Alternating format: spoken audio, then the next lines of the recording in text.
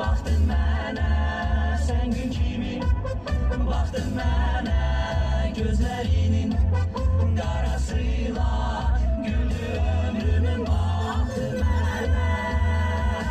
Aylar keçirirlər, keçir axın olur, yadlar gəlir doğma olur, yaxın olur.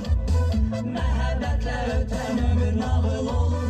Ey həyat sən nə qəribəsən, ey həyat sən nə qəribəsən. Ben seninle, sen de benim. Ömrümde tek seni sevdim canım benim. Oh, dargınım dedin bana can. Hay sevgilim Azad Azerbaycan.